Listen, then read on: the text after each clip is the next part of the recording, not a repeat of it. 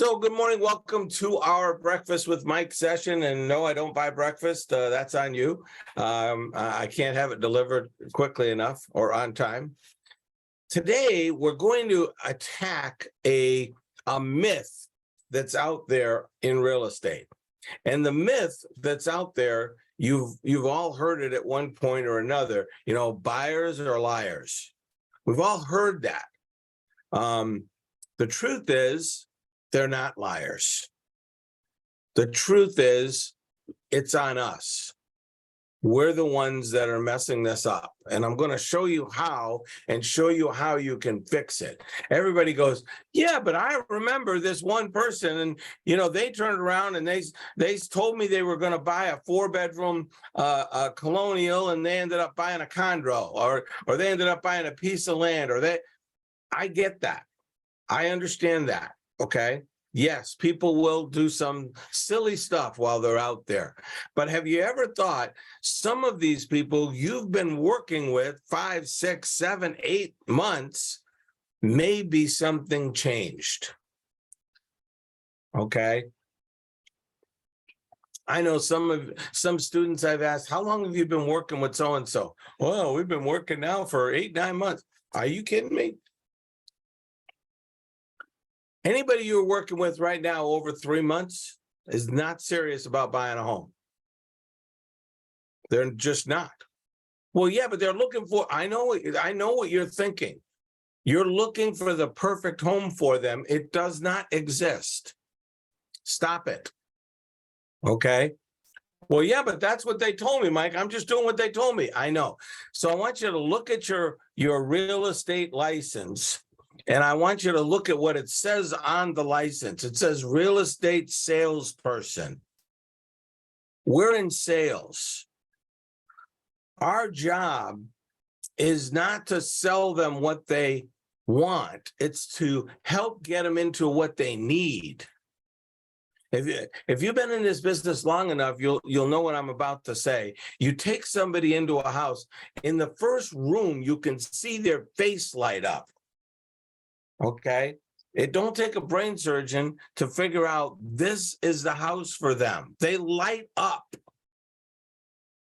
Okay, you need to be able to look at them. That's why all these things these days about, oh, well, I'm going to just send them some information. I'll send them videos of the house. You're missing a big important piece here. The look on their face when they see the house will tell you whether or not this is right for them. One of the things I learned a long time ago was people will buy the first home that they get into that meets their needs and feels right. That's the house they buy. Okay? Well, yeah, but I mean, no, stop. They'll buy what meets their needs and feels right. So my job as a salesperson is to get them into homes that meet their needs. That's number one. So how is it that we get this impression that they lie to us? They don't lie to us. Matter of fact, here's the, and I know this doesn't apply to anybody on this call. It's all those other agents out there we're talking about right now, not you. So don't worry, okay? But most agents, here's their technique. Somebody calls them about a house, and here's their technique. What time would you like to see it? That's it. That's their technique, okay? And then when they go buy something else, we blame them. How is that their fault? You didn't do anything. Do your job. Okay? And part of your job includes changing the way we ask some questions. Well, what do you want in a house? Oh, I want 12-bedroom, 14-bath with a 8-car garage overlooking the water for $165. If you just ask them what they want, they're going to say stupid stuff. Stop listening to them. Here's the question I think every agent should ask. Why are you moving? And they're like, well, what do you mean? Why are you moving? Why are you choosing now to move? Because something caused it. People don't just wake up and say, let's move. It's not the way it works. Something caused it. They'll give you a lot of different types of answers. You know, well, our baby is getting a little bit more mobile now, and we need to get off of Main Street. Okay. You know, or they'll say something like, I want to get closer to work.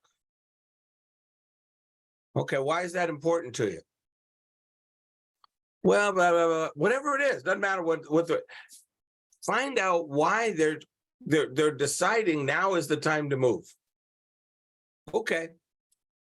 If the reason is I need more bedrooms, I need more, we need this. Okay. Describe for me what you're in now.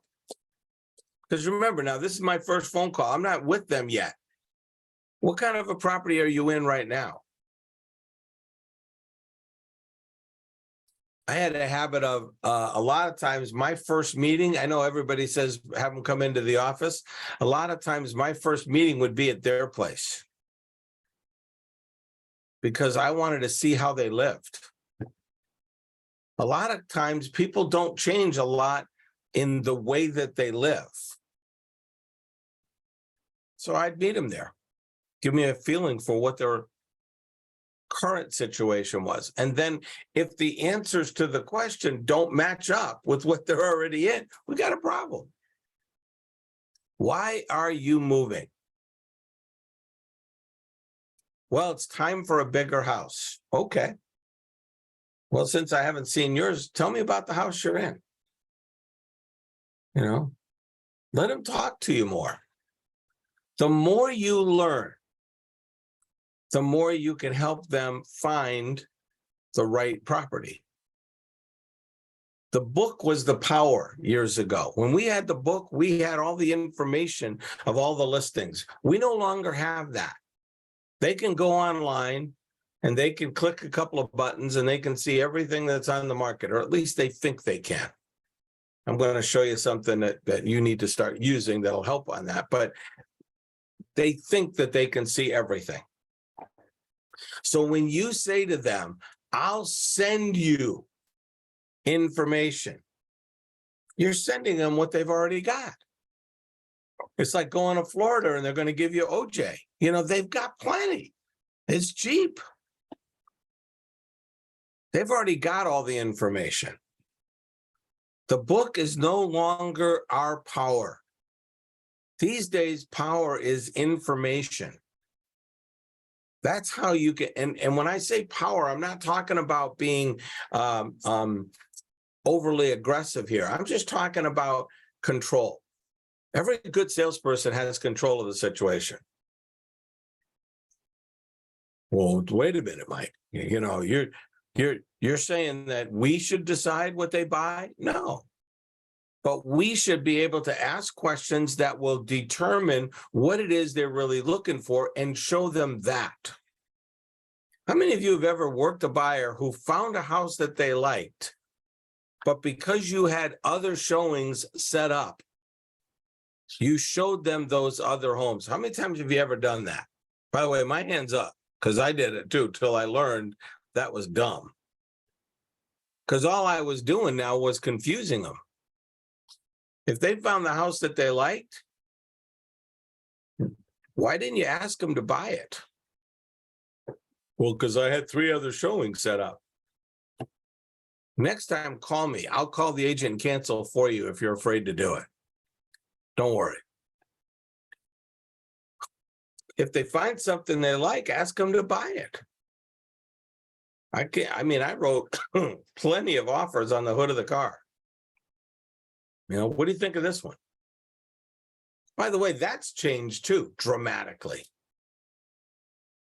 I'm almost afraid to ask this question, but I'm gonna. How many of you actually drive people to the house that you're going to show them?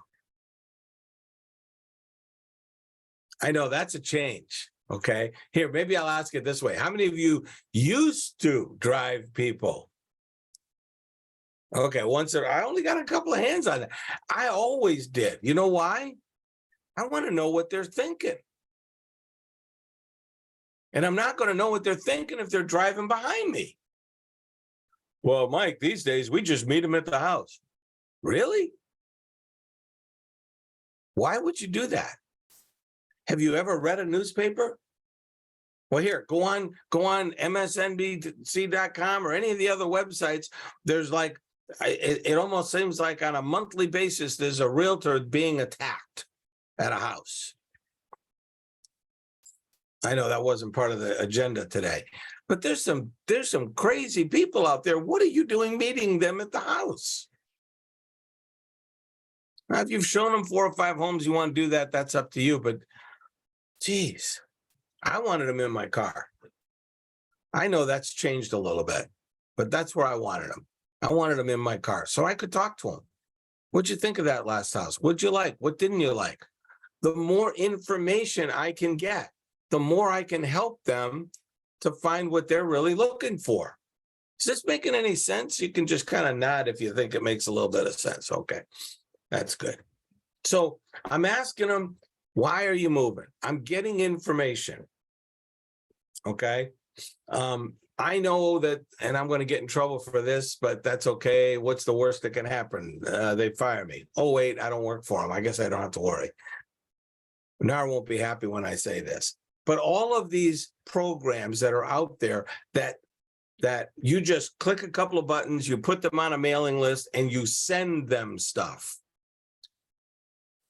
Stop it. Stop. Just stop it. Number one, they've already got everything you're sending them. Number two, you're not staying connected with them.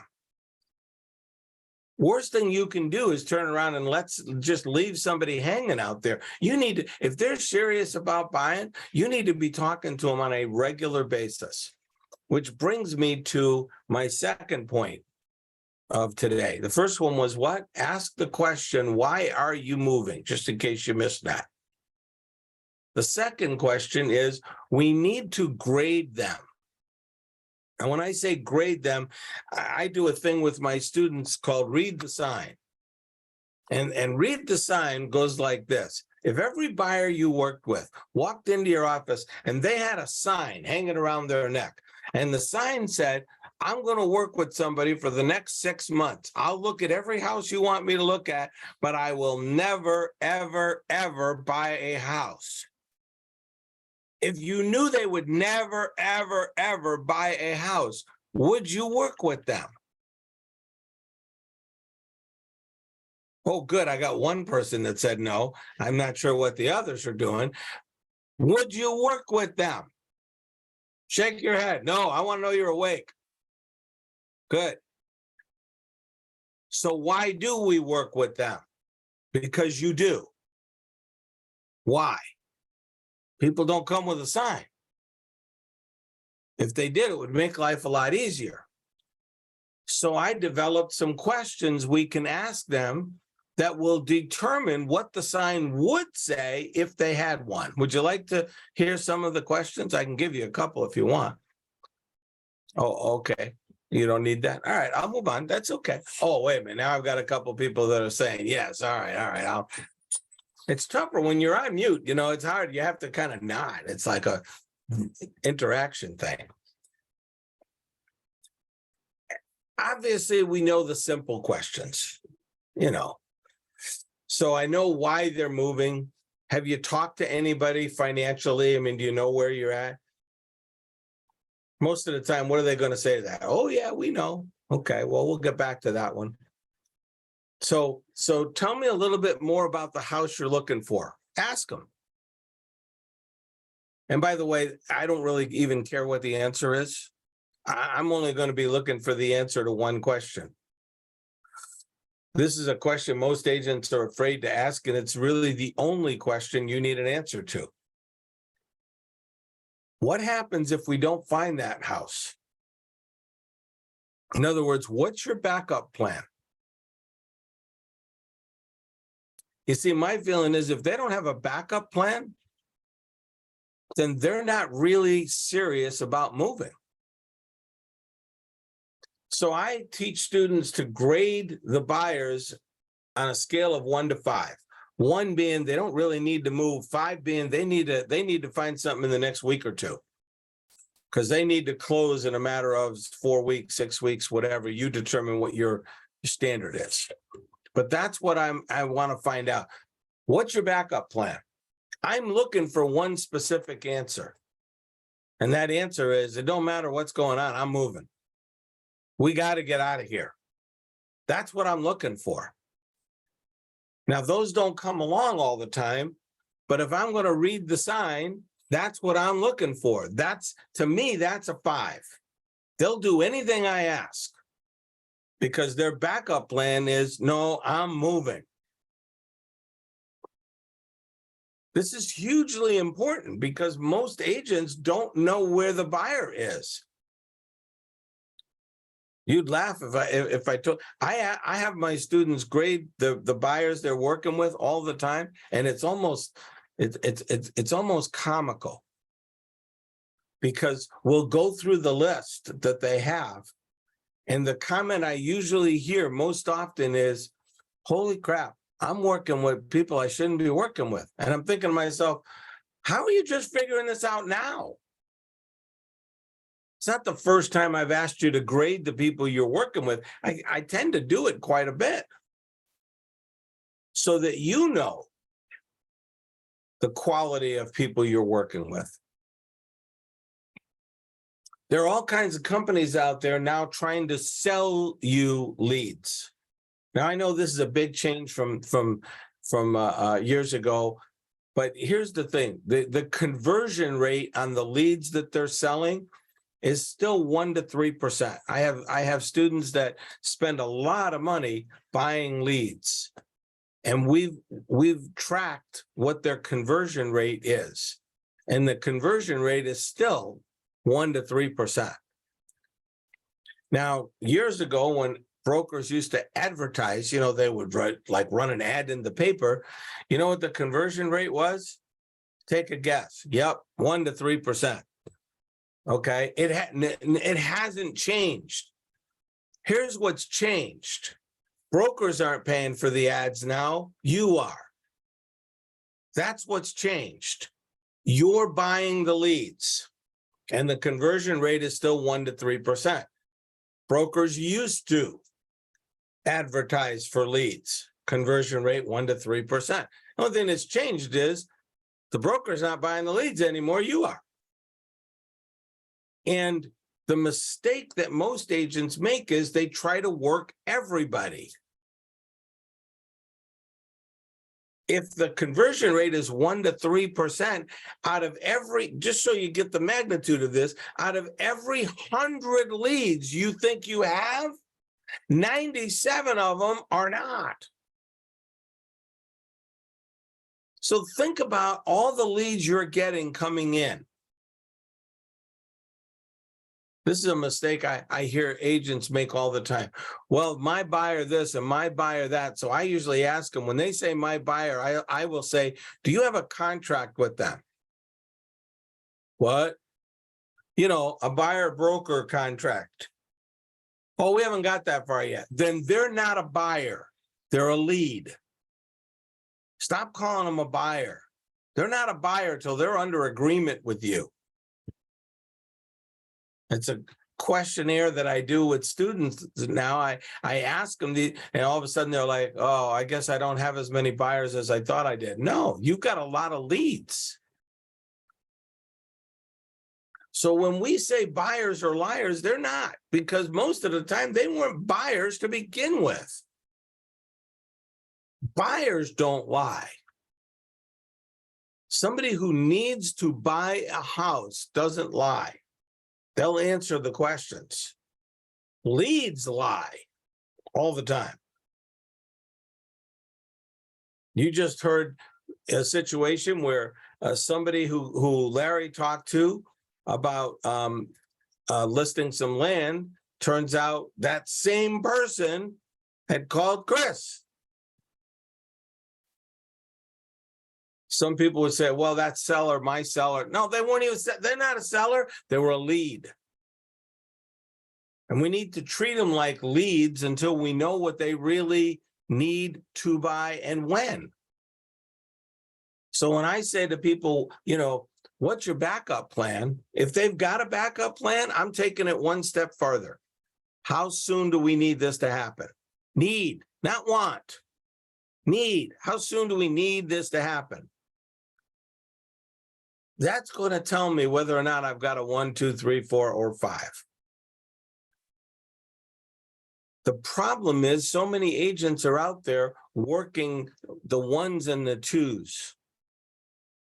I've said this many times, and I know that some of you don't believe it, but it's true. 90% of the money that's made in real estate is made by the top 10% of the agents. But that's not the bad news.